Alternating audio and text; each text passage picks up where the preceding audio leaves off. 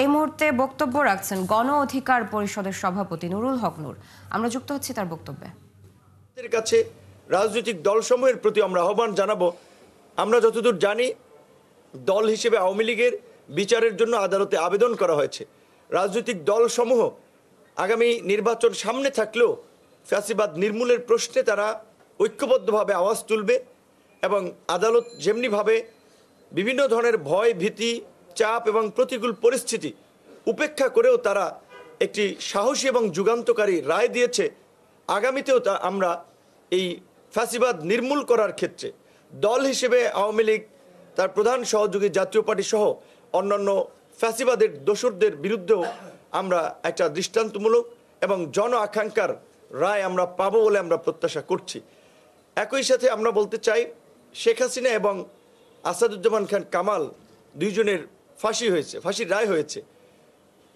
সাবেক পুলিশ প্রধান আইজিপি আব্দুল্লাহ আল মামুনের যাবজ্জীবন কারাদণ্ড হয়েছে, 5 বছর কারাদণ্ড হয়েছে। কিন্তু আরও অনেক অপরাধী রয়েছে যারা কেউ জেলে আছে, কেউ ধরাছোঁয়ার বাইরে আছে। অনেককে গণ অভ্যুত্থানের পরে নিরাপদে দেশ থেকে পার করে দেওয়া হয়েছে।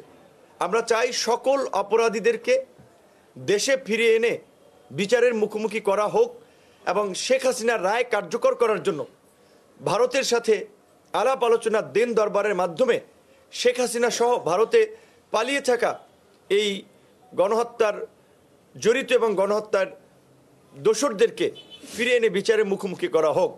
একই সাথে আইনশৃঙ্খলা বাহিনীকে আমরা সতর্ক করে বলতে চাই, আমাদের অভিজ্ঞতার আলোকে 2018 সালে কোটা সংস্কার আন্দোলন আমরা যখন করেছিলাম, তৎকালীন প্রধানমন্ত্রী শেখ হাসিনা এই আন্দোলনকারীদের সাথে যোগাযোগ করার জন্য, দাবি দেওয়া মানার জন্য জাহাঙ্গীর কবির নানক এবং এনামুল হক শামীমকে দায়িত্ব দিয়েছিলেন। তারা আমাদের সাথে গল্পের ছলে বলেছে যে 1/11-এর সময় তারা কিভাবে বৈঠার তাণ্ডব চালিয়ে দেশকে একটা অরাজক পরিস্থিতির দিকে নিয়ে গিয়েছিল এবং কিভাবে নাশকতা করে সীমান্ত দিয়ে আপনার সিম পাল্টে সীমান্তের ওই পার চলে গিয়েছেন এবং আমাদের প্রতিবেশী দেশের প্রশাসন তাদেরকে প্রোটেক্ট করেছে। এবং প্রত্যেকটা কর্মসূচিতে সেই সময় যুবলীগের নেতা জাহাঙ্গীর কবির নানক এবং মির্জা আজম, জামালপুরের যে মির্জা আজম যুবলীগের একজন সভাপতি, একজন সেক্রেটারি ছিলেন, তারা এই ছাত্রলীগ, যুবলীগ, আওয়ামী লীগের কর্মীদের যে নাশকতা, লগি বৈঠার তাণ্ডব করে আবার সীমান্ত দিয়ে নিরাপদ ওই পার চলে যেতেন। তো আজকে শেখ হাসিনার রায়কে কেন্দ্র করে আমরা গত কয়েকদিন ধরে দেশের যে সমস্ত নাশকতা দেখছি, এখানে স্পষ্টতই গোয়েন্দা সংস্থার একটা চরম ব্যর্থতা রয়েছে। কারণ এই গোয়েন্দা সংস্থার শীর্ষ পর্যায়ে এখনো হাসিনার নিয়োগ দেওয়া একেবারেই ছাত্রলীগের নেতারা এখনো পদে বসে আছেন। এইসব সাংবাদিকদের সাথে কথা বলছিলেন গণ অধিকার পরিষদ সভাপতি নুরুল হক নূর। আমরা সরাসরি তার বক্তব্যে যুক্ত ছিলাম।